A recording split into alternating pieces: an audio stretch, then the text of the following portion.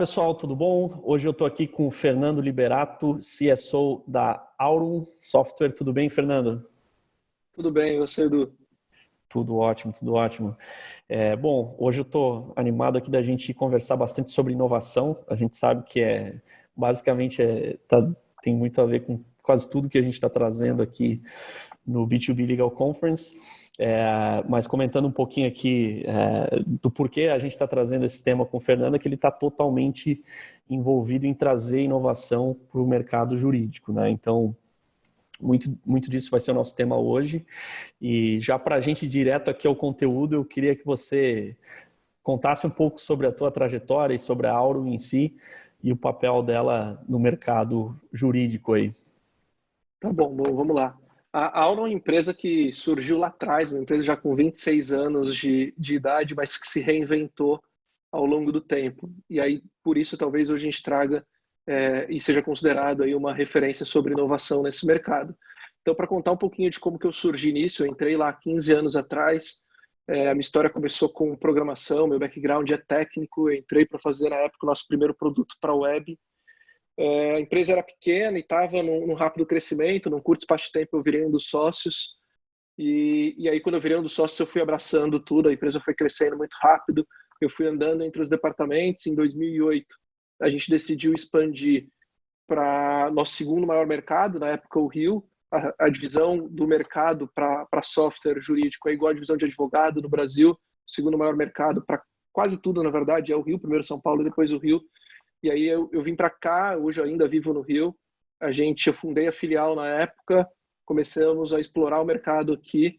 E aí, quando foi lá para 2010, 2011, começou um pouco dessa nossa transformação. Então, uma empresa tradicional de software, que tinha começado lá em 93, fazendo software para um escritório, transformou aquilo num produto, depois isso foi para o departamento jurídico, continuou crescendo, e ali a gente percebeu que a gente tinha virado complexo demais.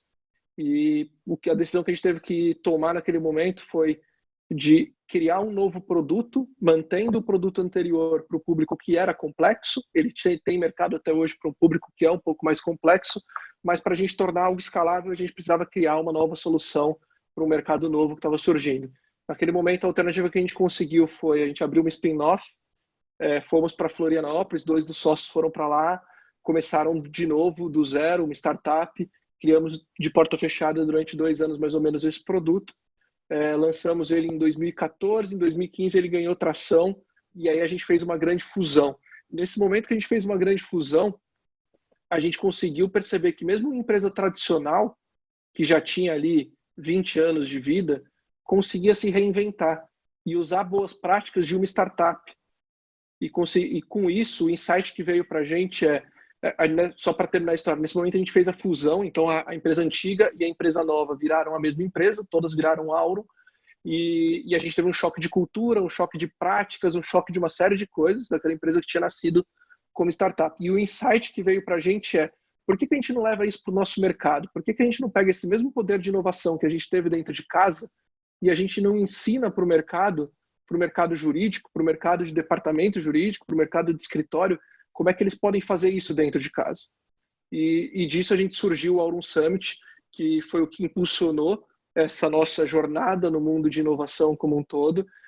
A gente lançou um evento jurídico com uma pegada de TED Talk. Esse evento jurídico convidando o departamento jurídico, mas trazendo temas como marketing jurídico.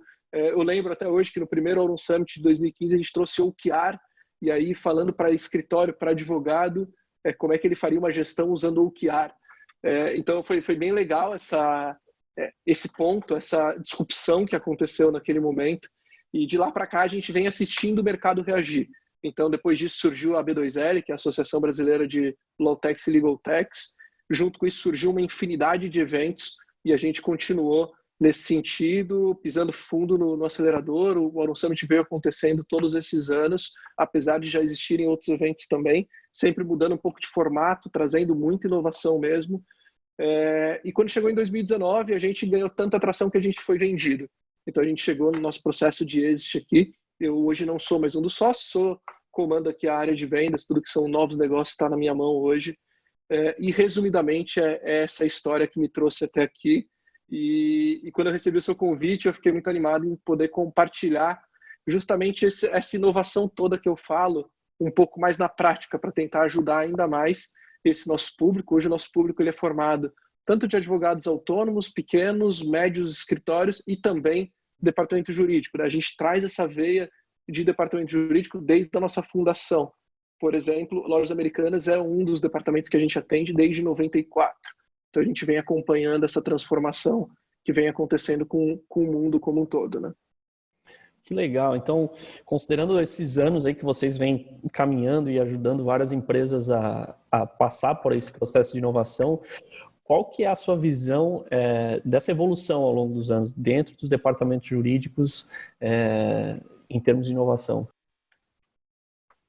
Olha, é engraçado ver, assim, quando você está vivendo isso por dentro, o quanto as coisas se transformaram ao longo desses anos. São 15 anos, né? Então, 15 anos dá para você assistir muita coisa. Um cenário lá atrás, onde não havia nenhum contato com tecnologia, e um cenário mais próximo do atual, aonde você tem visto advogados de departamento jurídico, advogado de escritórios, estudando programação. Então, há um mundo de diferença de um lado para o outro. Um primeiro contato com o computador e as pessoas, no máximo, usando ali um controle num documento do Word, isso passando para uma planilha, isso passando para um software jurídico, as coisas saindo de apenas um cadastro e usando inteligência para somar aquela informação, a gente entrando na era dos KPIs ali, a gente conseguindo demonstrar através de dashboards uma série de ações.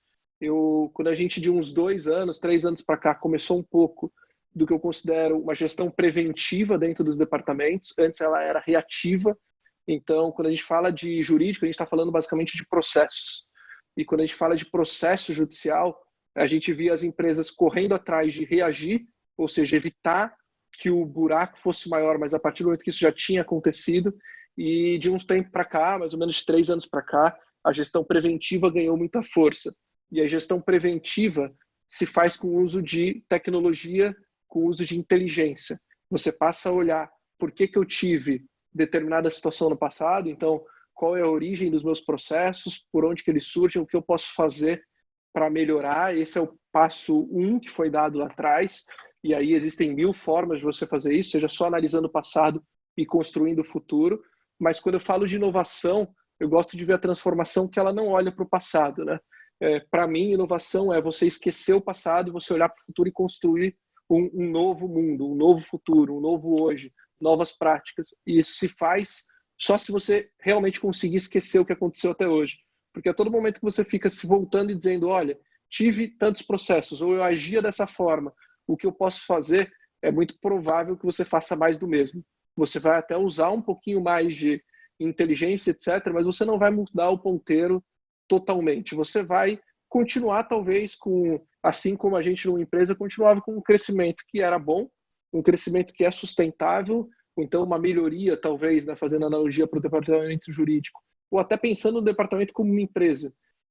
Você vai limitar o crescimento ali porque você está desperdiçando muita coisa, você não está enxergando oportunidades que você enxerga quando você aplica processos de fato de inovação. Então, neste momento que a gente está hoje, eu já vejo empresas aplicando processos extremamente diferentes ali, então cuidando de coisas de forma diferente, seja partindo para um modelo de ODR, um modelo de Online Dispute Resolution, então passando a não procurar sempre o judiciário para chegar a determinada solução, tentando evitar o judiciário, inclusive, e partindo para medidas de resolução de conflitos online, para mediação e coisas do tipo, como também até mesmo dentro do que é litigioso, né, porque a gente nunca vai escapar disso, mas buscar medidas mais eficientes de se litigar a respeito de alguns assuntos. Então, com a quantidade de informação que a gente tem hoje, dá para essas pessoas usarem métodos diferentes ali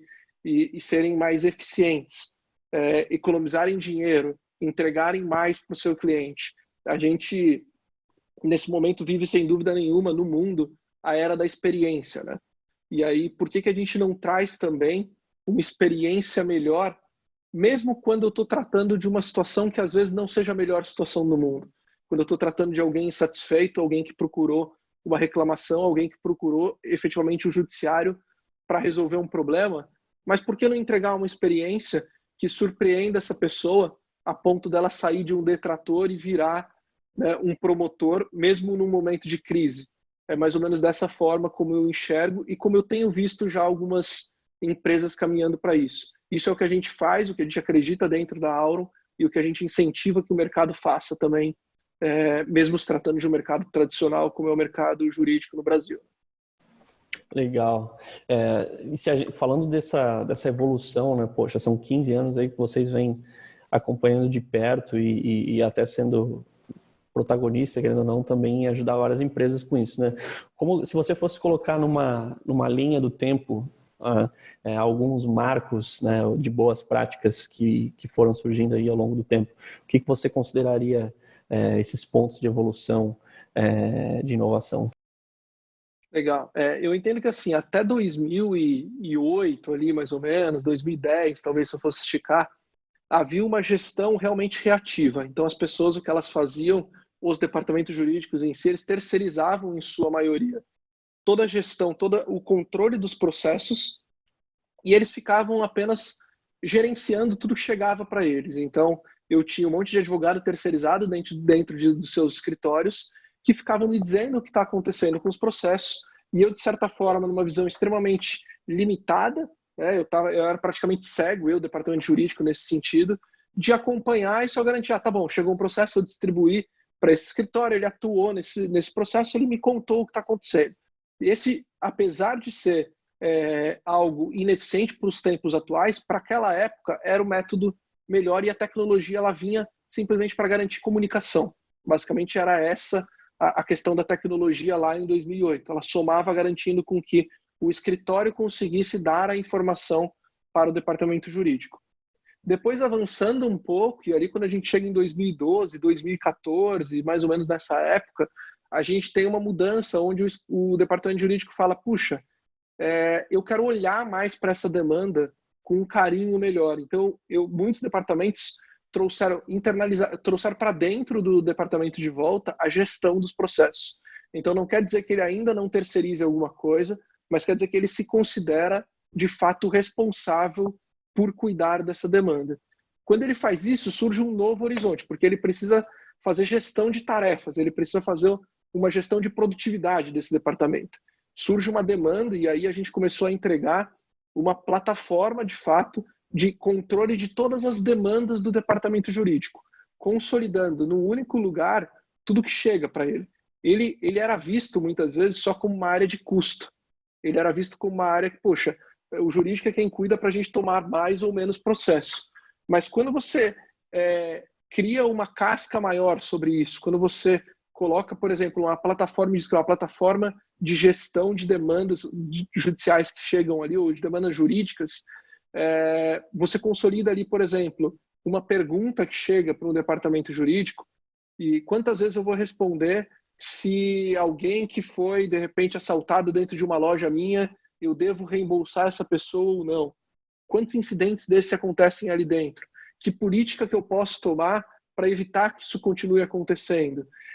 Contratos que eu sofri algum tipo de problema, que eu tive que pagar alguma multa, que eu tive qualquer violação a uma cláusula contratual, como é que de forma preventiva eu atuo sobre isso? Então, quando a gente traz qualquer tipo de gestão para dentro de casa, eu consigo dar um outro olhar para isso, e aí eu acho que é a era da gestão preventiva, porque as pessoas começaram a enxergar onde é que estavam as minhas maiores oportunidades, onde é que eu poderia, de fato, começar a indicar ações preventivas para que eu não tivesse uma enxurrada de processos depois.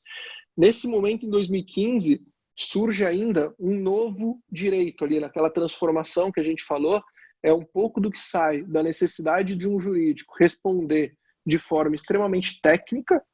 Então, deixam de existir a necessidade de documentos com 10, 15 páginas, com citações em latim, colocando jurisprudências ali no meio do caminho, e simplesmente esses jurídicos, junto com as startups, começam a responder, você pode ou não pode fazer isso?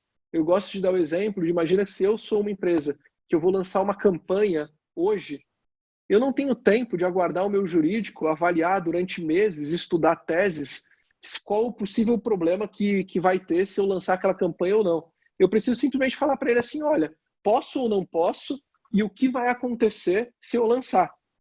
Então, numa campanha, no marketing digital, por exemplo, as coisas acontecem muito rápido e eu tenho um curto espaço de tempo para reagir sobre uma coisa ou outra. Então, em especial, um departamento jurídico de uma empresa, ele tem uma missão muito rápida de dizer de forma preventiva, lança, mas pede o aceite nesse termo de uso, lança, mas deixa explícito que as condições são essas, essas e essas, mas é simplesmente dizer o que eu posso fazer para evitar que eu tenha mais problema lá na frente. É isso que eu chamo de uma gestão preventiva. É, por vezes, você atuar como parceiro da área de negócio, sendo consultado simplesmente antes de colocar uma coisa no ar. E aí o exemplo clássico disso, por exemplo, vou lançar uma campanha de Black Friday. Tá, o que você pode fazer para evitar que seus clientes se sintam ofendidos e entrem com uma ação pedindo o mesmo direito do que você está ofertando para um cliente novo? Quais são os termos que você tem que deixar lá e como é que a pessoa dá o aceite sobre isso? Que aceite que vai ser válido ou não vai? Cara, aí tem um mundo que surge de gestão preventiva e essas empresas passaram a atuar dessa forma, passaram a atuar mais, e aí ele deixa de ser visto como uma área de custo e ele vira ao lado da área de receita, porque ele está apoiando a geração de demanda, ele está apoiando o lançamento de campanhas, ele está apoiando uma série de outras coisas. Então ele ganha muita força, ele ganha voz e ele deixa de ser o cara chato e ele vira o cara legal. Né? E é até legal a analogia porque é o cara de legal, né? Ele vira ali o cara de fato legal que consegue apoiar as áreas de negócio ali nesse sentido. E aí, se eu der mais um passo para o mundo atual, aí é o mundo do uso de informação. Sem dúvida nenhuma, nesse momento, quando você pensa no volume de dados que um judiciário tem, a gente fala em mais de 100 milhões de processos, quando a gente fala dessa massa crítica de dados, não tem como você ignorar isso e você não fazer um bom uso dessa informação e usar de boas práticas. E aí tem uma série de boas práticas que a gente pode conversar aqui e de coisas super legais que já eram aplicadas em outras áreas e estão sendo aplicadas agora no mundo jurídico também. Boa, muito bom. Bom, então ficou claro que ao longo do tempo, informação, né, usar a informação Sim. certa, tanto para gestão quanto para encontrar insights, tem sido, para mim, ressoou muito também a parte de fazer campanha de marketing, porque eu sou de marketing, então para mim isso fica muito claro também. A gente precisa de informação para tomar decisões rápidas. Então, seguindo nessa linha de informação, é até interessante, várias pessoas aqui têm falado sobre Big Data, né, a era da informação e tudo mais. Me fala um pouco a sua visão sobre como que é hoje o uso da informação nas empresas para tomadas de decisão. Tá, bom, tem várias formas hoje, quando a gente fala do mundo jurídico, ali, de olhar para essa questão, né, para a informação que a gente tem ali. Eu gosto de citar, por exemplo, imagina que eu tenho uma base, eu já sou uma dessas empresas onde eu posso olhar todo o meu histórico e entender na justiça como é que ele funcionou. Então eu consigo entender, por exemplo, que processo que anda mais rápido, que processo que anda mais devagar, qual o custo que eu tenho envolvido com isso. E o que é mais legal atualmente é comparar isso ao mundo, ao mercado, a um semelhante. Então eu consigo pegar uma vertical, sei lá, vou falar companhias aéreas aqui. Então eu sou uma companhia aérea. Eu consigo fazer um estudo hoje sobre como as outras companhias aéreas estão lidando com determinadas demandas, com determinados problemas, como que os acordos foram feitos. E aí, se eu sei todo esse cenário, eu consigo tomar medidas preventivas, e não só preventivas, mas eu consigo reagir um pouco mais rápido, entendendo, olha, todo o mercado está reagindo dessa forma, então eu vou reagir igual. Eu não preciso mais ficar eu fazendo uma coisa diferente do que está sendo feito porque eu não conheço como que o outro está fazendo. Então eu não preciso esperar tudo acontecer comigo para ir tomar alguma posição. Então hoje já existem estudos e o que a gente faz muito é sobre qual é o percentual de acordo que um semelhante à minha área de atuação aqui, então, por exemplo, uma outra companhia aérea tem feito com os clientes. Qual é, em média, o valor de acordo que ele tem feito? Então, olha o ganho que eu tenho com isso em já propor, às vezes, quando chega uma demanda, e já conseguir até me estruturar para me preparar financeiramente e, mais do que isso, para entender ao longo do tempo, quanto tempo isso vai durar. Então, no passado, às vezes, você ficava com um processo e gastando dinheiro para se defender no processo, tentando entrar com recurso, tomando uma série de medidas ali que, inclusive, só irritavam mais o consumidor final, porque ele não tinha o problema dele resolvido, fica uma guerra de lado a lado. E aí, quando eu penso numa situação como eu trouxe para você de experiência, Será que quando a pessoa teve um problema, se no mesmo dia que ele, de repente, entrou com a ação lá, óbvio que você conseguiria resolver ainda antes, se você tiver canais para isso, mas se no mesmo momento em que pingou uma distribuição de processo na justiça, hoje tem tecnologia, nós, por exemplo, entregamos isso, que eu consigo monitorar e contar para o meu cliente antes dele saber pela justiça mesmo, ou seja, antes de um oficial de justiça entregar uma notificação para ele, eu consigo dizer para ele, olha, distribuíram uma ação contra você. E aí, se ele já tem mapeado que tipo de ação que é aquela, qual é a postura que eu tomei, que o mercado tem tomado em relação àquilo, ele pode, em algumas horas, talvez, já efetua um acordo com o cliente dele e surpreende todo mundo. Então, ele diminui o custo que ele teria para se defender, ele aumenta a experiência do cliente final dele ali e resolve um problema de forma muito rápida. Então, um grande uso de informação é você entender como é que as coisas estão funcionando no judiciário. Seja tempo que o judiciário demora para tomar algumas ações, tempo que aquele processo que você é condenado de fato naquele processo, e aí isso facilita com que você negocie, em especial, valores de acordo, que é uma das possibilidades que você tem quando você olha para o judiciário e compara essa questão de entender o quanto você gastou. Né? Então você começa a fazer uma continha de chegada. Olha, para deixar esse processo correr aqui, eu vou ter que gastar tanto indo numa audiência, eu vou ter que fazer isso, aquilo, outro. Se eu resolver agora, mesmo que eu pague mais, de repente, para a pessoa que entrou com o processo, eu economizei. Como é que você faz isso? Com o uso de informação. Como é que você ganha velocidade com isso? Com o uso de tecnologia rápida, te contando mais rápido do que o processo normal. Quando você hoje, alguém entra com um processo contra você, uma empresa muito grande, você tem a possibilidade desse processo não chegar até você e você ser condenado porque você não sabia que tinha um processo contra você é gigantesca. Numa empresa que tem lojas, você imagina que o oficial de justiça pode ir lá e citar uma loja. E a pessoa que está no balcão da loja que recebeu aquela notificação, ela pode tomar uma decisão de pegar aquele papel e jogar no lixo. E aí você não vai saber que aquilo aconteceu. E aí o que acontece pelo caminhar normal de uma ação? Você é julgado à revelia e você é condenado sem que você nem pudesse se defender, simplesmente porque você não sabia. Então imagina se você usa um método básico de monitorar, por exemplo, o que está distribuído de ação. Você vai saber isso muito rápido e você vai reagir muito rápido. Você vai resolver o seu problema e provavelmente aquela pessoa que estava insatisfeita com você também vai ficar muito mais satisfeita, porque a visão que o consumidor final tem quando ele entra na justiça é: estou entrando na justiça, mas isso vai demorar, sei lá quanto tempo eu vou resolver, mas só de tanta raiva que eu vou processar aquela empresa. E aí, se de repente ele for surpreendido com aquilo resolvido num tempo recorde, talvez ele espalhe para outras pessoas. Olha, primeiro até ele vai falar, entre o processo que resolvem rápido, mas com o passar do tempo, talvez você possa mudar essa visão para dizer, você nem precisava entrar com o processo. Eu já tenho um canal aqui preparado para resolver esse problema.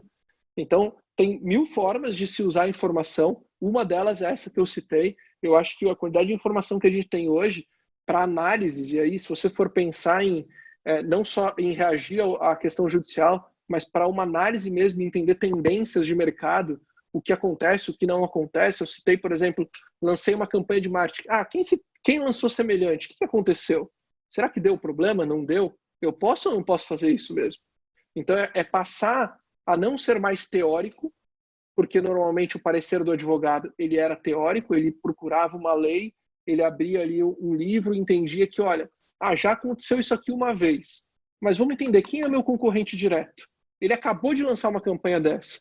Será que ele teve problema? Se ele teve, como é que ele reagiu? Aquela demanda que gerou para ele foi grande, pequena? Ele foi condenado? Não foi? Ele fez acordo? Não fez? Então eu consigo... É um mundo de oportunidades mesmo, quando a gente olha para informação e a quantidade de informação, em especial quando a gente fala de processo, essa informação é toda pública. E aí está o grande X da questão. E aí está o diferencial entre outras... quando você olha para outras verticais, onde tem uma informação que não é pública, mas todo mundo tem um processo, tirando ali processos que estão em segredo de justiça, que é a minoria, em especial quando trata de família ou assuntos bem delicados, você tem toda essa informação pública para você. Então, você organizar, estruturar essa informação e usar ela a favor do seu negócio, cara, é muito poderoso isso mesmo. Legal.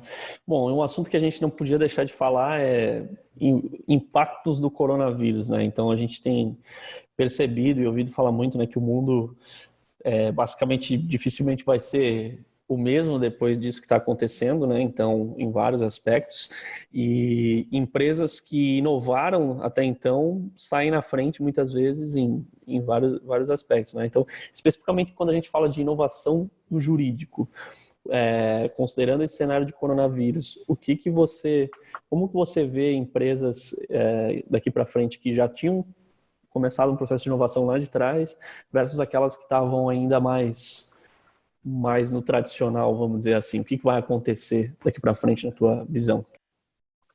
Olha, eu acho que assim, o mundo todo está se transformando numa velocidade muito rápida, né? Esse mundo do direito em si sempre foi um mundo mais tradicional. Apesar de eu estar falando aqui sobre temas super legais e hoje, de fato, a gente já entregar inteligência artificial, já entregar machine learning ali, em especial, uma série de coisas, porque se a gente tem muita informação, a gente precisa usar da máquina para processar essa informação inteira.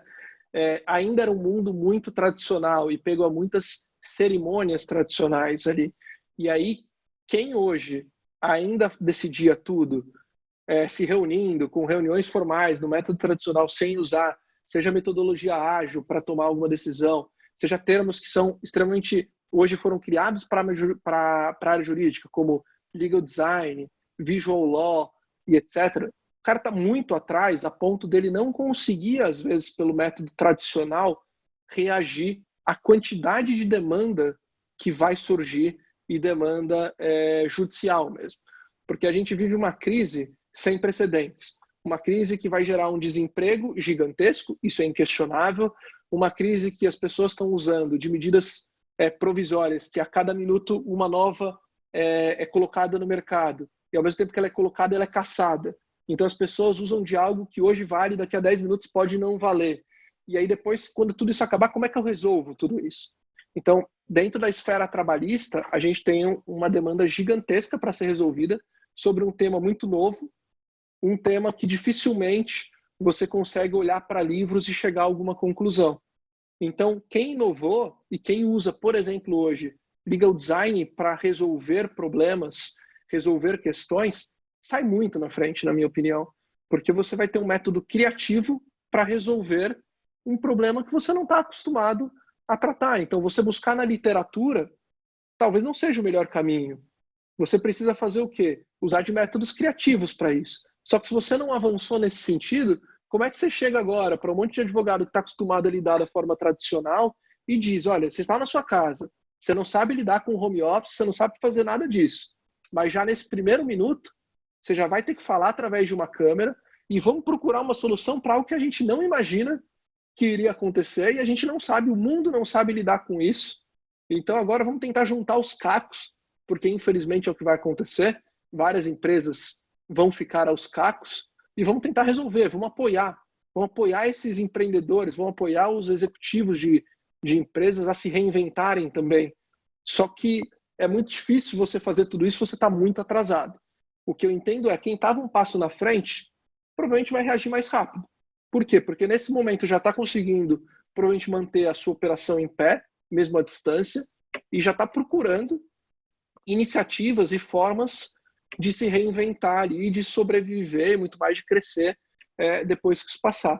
Quem não está, ainda está fazendo a transformação digital. Só que a transformação digital de forma acelerada e compulsória é muito difícil de ser feita, né? Eu estou nesse mercado há bastante tempo. A gente fez essa transformação, mesmo sendo uma empresa de tecnologia. Lá em 2005, quando eu entrei, muitos processos ainda estavam longe de ser processos tecnológicos ali dentro sendo feitos. Quem não fez isso lá atrás para fazer agora e com uma chuva de problemas, provavelmente vai sofrer essa questão do tempo, né? Porque ela está sendo acelerado para reagir e por vezes ela não usa nem tecnologia nos processos dela. Então você pega uma empresa que, até falando do jurídico especificamente agora, tinha 50 advogados, que teve que cortar o quadro pela metade e tem o dobro de demanda, como é que ela cuida disso? Como é que a conta fecha? Então é muito difícil. Uma pessoa que entrega uma produtividade, no Brasil a gente sabe Você que é um cara que já teve algumas experiências internacionais, sabe a diferença grotesca que a gente tem entre a produtividade fora do país, em especial Estados Unidos, e produtividade no Brasil. E aí você fala para a pessoa assim, olha, você não é produtivo e ainda tem um mundo novo para você cuidar. A tendência é que ele fique mais improdutivo ainda, né? Infelizmente. E aí, com tudo isso, você ainda tira braço dele. Você fala, e a gente tinha 10 pessoas, tinha 50, e agora a gente tem 25. Então, eu aumento o trabalho, tiro ferramentas que ele estava acostumado e tiro recurso dessa pessoa.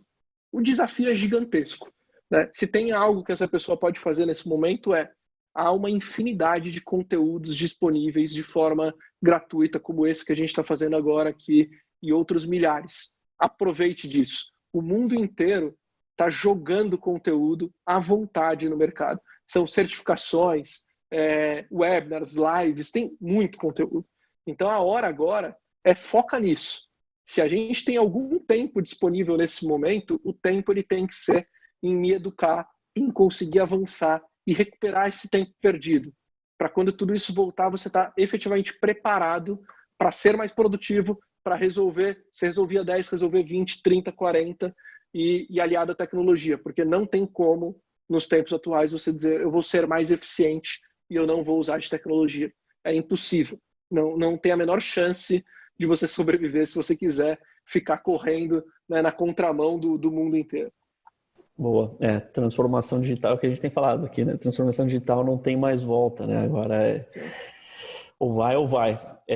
Bom, eu queria entender um pouco aqui, falando de tecnologia agora especificamente, né? Que você está super envolvido nesse mundo de tecnologia para o jurídico, e a gente sabe, como você falou também, e até considerando quando a gente olha aí o panorama da B2L, quando a gente olha até mesmo no portal B2B Stack, a gente tem centenas de softwares jurídicos listados lá e categorizados, ou seja, tem várias Lawtechs, né, que surgiram aí ao longo desses anos aí.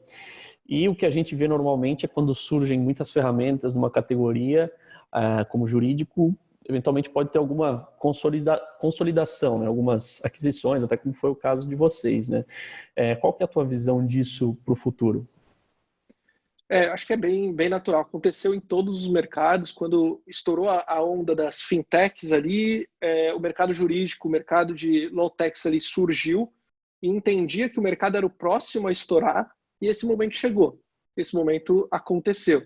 A gente teve uma infinidade de startups que surgiram ali, as low-techs todas, o radar da B2L mostra isso, o negócio cresceu absurdamente. Quando eu me associei à B2L, eram 10 empresas, né? A Auron foi ali a 10ª empresa a se associar.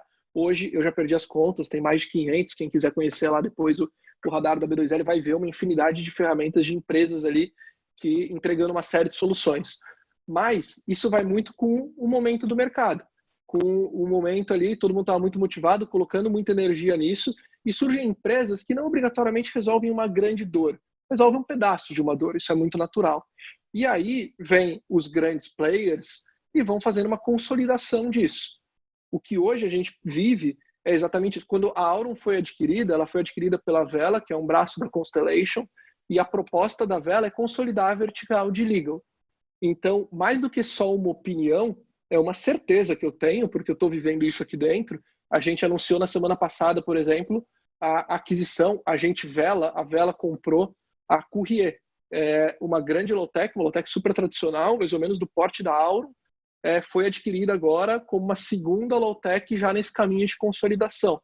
E não tenho dúvida que serão adquiridas mais várias low-techs agora na sequência, para que a gente de forma complementar entregue as soluções para o mercado embaixo de um grande player, de uma empresa que faz isso no mundo inteiro, que já consolidou várias verticais e que enxergou sim nessa vertical, uma vertical extremamente poderosa, tem muita grana para tirar dessa vertical, tem muita tecnologia para prover para essa vertical, para entregar para essa vertical. É uma vertical extremamente carente de tecnologia e de oportunidades. Então, nesse sentido, a Vela enxergou isso e vem caminhando a passos largos, porque ela fez a aquisição, entendendo que a Auron era a maior low-tech existente ali, comprou a Auron, na sequência comprou a Courrier, talvez a segunda maior low-tech existente, e agora tem um roadmap ali para seguir nesse sentido de ir comprando as low-techs, fazendo uma consolidação de mercado. Não quer dizer que só existirão as low-techs que estarão abaixo da vela, mas quer dizer que várias pequenas provavelmente não conseguirão passar por esse momento de crise em especial, e aí elas acabam desaparecendo um pouco nesse cenário de consolidação. A consolidação ela já é complicado. No momento de crise ainda torna mais difícil o jogo e a sobrevivência do pequenininho ali, né? Porque ele está brigando para provar, de repente, um product market fit, ele está brigando para começar a entregar alguma coisa, e aí a gente sabe que vem uma crise dessa, derruba uma startup ali no meio, e depois quando tem alguém maior, com força, com grana, com vontade, consolidando o mercado, às vezes não faz sentido eu continuar brigando por isso, né? É mais ou menos dessa forma que eu enxergo. Legal, pô, excelente a conversa aqui, Fernando. Acho que com certeza muita gente é inspirada a inovar nas suas empresas, continuar inovando. Queria pedir para você deixar uma mensagem final aí para as empresas que estão assistindo, as pessoas que estão assistindo, seja de inovação, e também se quiser deixar um recado de quem quiser te seguir em alguma rede social, no LinkedIn, fica à vontade aqui. Legal. O recado que eu gostaria de deixar, em especial nesse momento, eu não consigo falar de outra coisa que não seja um recado que esteja relacionado ao corona, ao Covid, porque é um drama que todo mundo tem vivido. A gente sabe que vai ser muito difícil para todo mundo, mas a Aurum, desde que isso surgiu, tem encorajado as pessoas a olhar para frente. O mesmo cenário quando eu disse de inovação, de que não adianta você olhar para o passado para construir o seu futuro, se você parte da premissa de inovar de verdade, é o mesmo momento agora. A gente entende que ele é difícil, e aí agora mais do que nunca você precisa ter força para inovar e entender que você pode fazer algo diferente. Você precisa ter coragem para tomar decisões difíceis agora, mas que façam você sobreviver lá na frente. Eu não acredito num mundo onde a gente tenha uma única empresa trabalhando. Eu não quero isso. A concorrência me dá muita coisa. Eu preciso dessa concorrência para manter a minha operação viva aqui também. Se eles não sobreviverem, dificilmente eu continuo também nesse mercado, né? Não tem um mercado que é dominado por uma única empresa. Isso, além de virar um grande tédio ali, tiraria todo o desafio que eu tenho, mas de verdade não agrega. Né? O mundo como um todo, quando todo mundo caminha para o mesmo sentido, você ganha força. Então é mais nessa linha de que, tanto para as low-techs, sigam em frente, e para as empresas, como eu disse agora há pouco, é a hora de inovar, é a hora de meter a cara em conteúdo, de entender um pouco como é que as coisas estão acontecendo ao redor do mundo, pisar no acelerador, pisar rumo à transformação digital por completo e não só um pedacinho, entender que transformação digital não é só ter uma presença online, não é dizer que você atende por e-mail, que você atende por chat ou coisa do tipo, é muito mais do que isso, e é a hora da virada, assim. É um momento em que você não tem tempo para esperar o amanhã. Tudo que você tinha planejado talvez para fazer em 5, 10 anos, faça agora. A gente tem visto empresas gigantescas fazendo ações que a gente nunca imaginava que aconteceriam. Tem surgido um mercado novo, um mercado completamente diferente do que ele era. E isso vai acontecer. A gente não sabe quanto tempo a gente ainda vai viver dentro dessa pandemia, mas a gente sabe que a gente pode começar a reagir agora.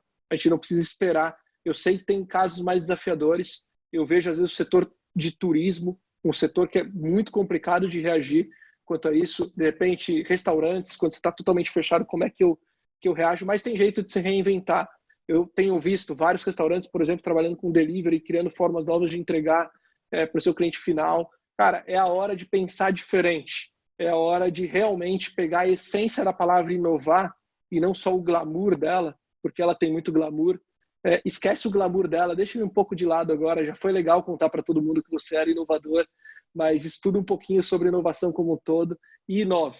Faça com que você consiga atravessar essa crise, e eu acho que muito o segredo disso está realmente na inovação, porque você vai conseguir lidar com situações de forma completamente diferente do que você lidava até então. E aí isso talvez te dê uma sobrevida e faça você chegar adiante. Do restante, a Aurum vai seguir nesse caminho, vai seguir entregando todo dia alguma coisa nova. A nossa missão é, de fato, prover tecnologia para a próxima forma de advogar. Essa é a forma como a gente encara, e a gente sempre encarou. A gente não criou isso agora. Quando a gente fala próximo, é uma proximidade com o nosso cliente e é uma próxima de realmente o que tem por vir. E se agora a gente está falando que é algo totalmente novo que tem por vir, a gente vai apoiar o mercado inteiro e entregar isso. Quem quiser acompanhar, A Auron tem um blog riquíssimo, com uma série de colunistas ali que escrevem nesse blog. A gente tem nossos canais oficiais, o Instagram da Auron, auron.br, o LinkedIn também, uma plataforma que a gente tem distribuído muito conteúdo para o mercado corporativo, e as minhas redes pessoais também, Liberato Fernando é o meu LinkedIn, podem me acompanhar por lá. Eu tenho procurado dividir tudo que eu aprendi ao longo desse tempo, de alguma forma devolver isso para o mercado.